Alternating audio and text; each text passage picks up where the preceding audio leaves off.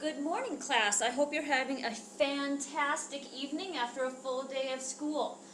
Today, for our video in math, we will be learning how to multiply decimals.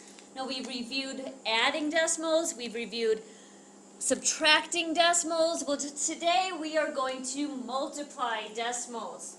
Multiplying decimals is very simple. It is just like multiplying normal whole numbers. You just have to worry about a decimal.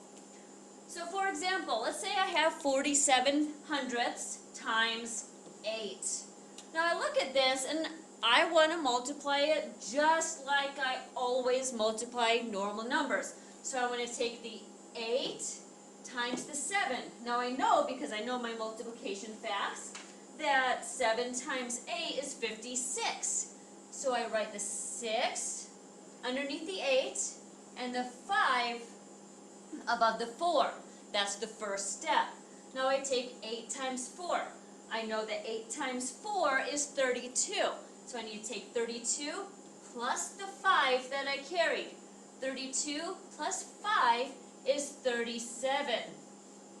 Now you may think, well, there's my answer. But you're close. This is almost the answer. We're forgetting about the simple little thing called a decimal. This decimal right here makes the world of difference when it comes to multiplying decimals.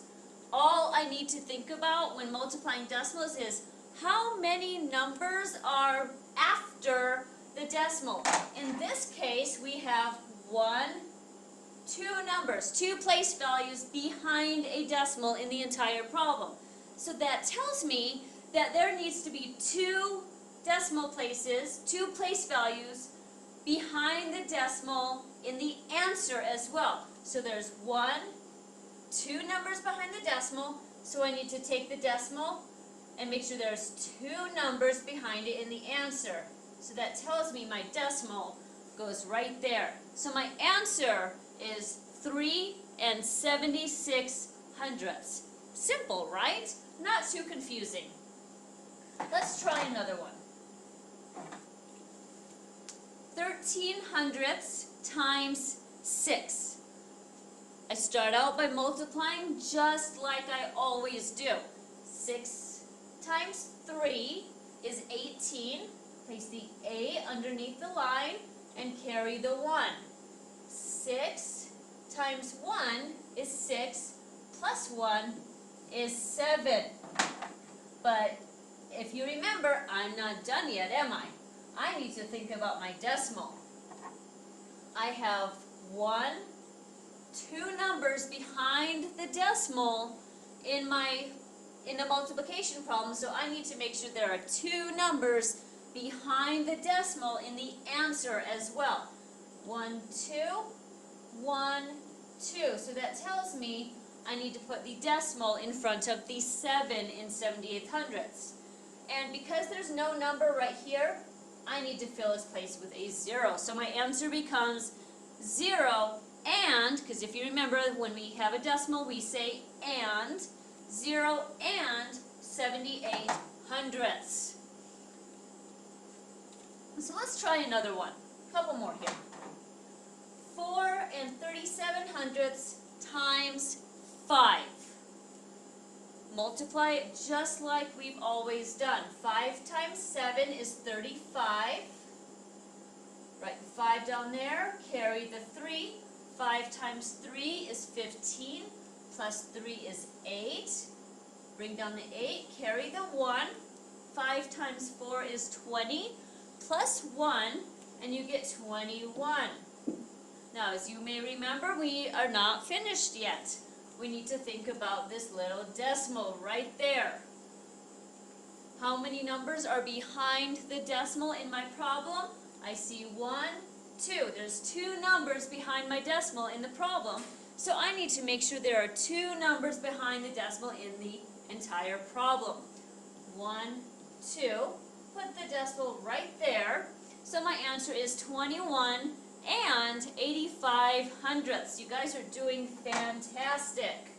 Okay, one more problem. Now this one is a tiny bit different. Let's see if you guys can help me figure this out. So I'm going to multiply it just like I always do. 7 times 3, I know 7 times 3 is 21. There's no number in the ones place, so I don't need to multiply any further. Now, in the past over here, we've only been looking at the top number because that's the only number in the problem that has a decimal in it.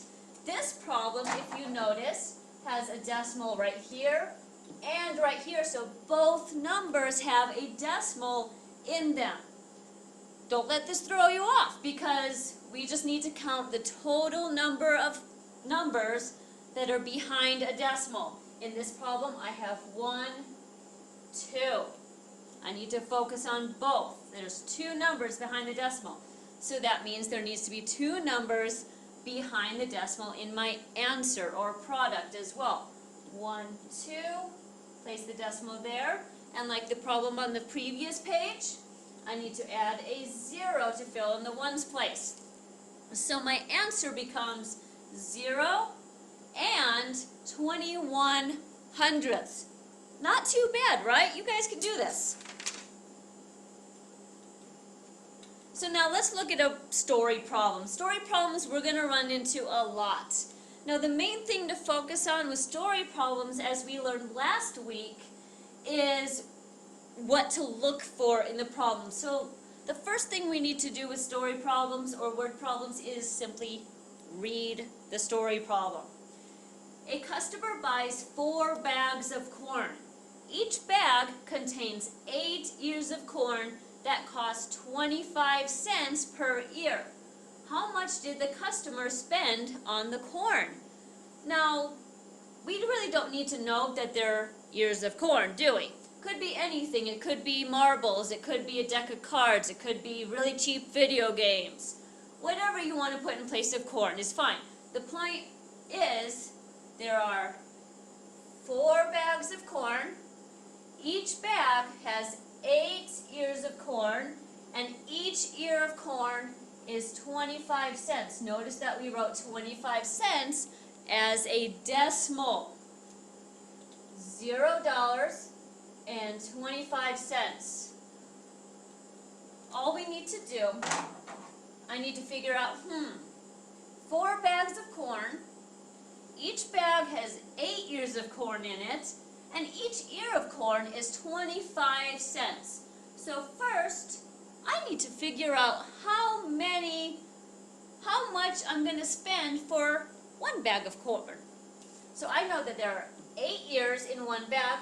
Each one is 25 cents. So I'm going to take my 25 cents times the 8 ears of corn. 8 times 5 is 40. 8 times 2 is 16, plus 4 is 20. Again, there's 2 numbers behind the decimal, so 2 numbers behind the answer, or behind the decimal in the answer. Now, the thing to remember with this is we are dealing with money now. We have a dollar sign. So that means I need to have a dollar sign in my answer as well. So that tells me each bag of corn costs $2. Not a bad price, is it? So now, but we're not done yet because it's not asking how much money I'm going to spend on 1 bag of corn. It's asking how much money I'm going to spend on 4 bags of corn. So if 1 bag of corn costs $2, I need to multiply $2. Why did I write it up there? Times the 4 bags of corn.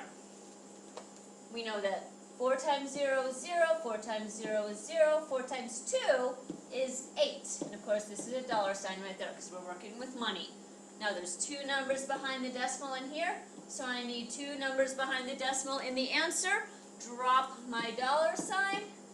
So the customer spent $8 on 4 bags of corn.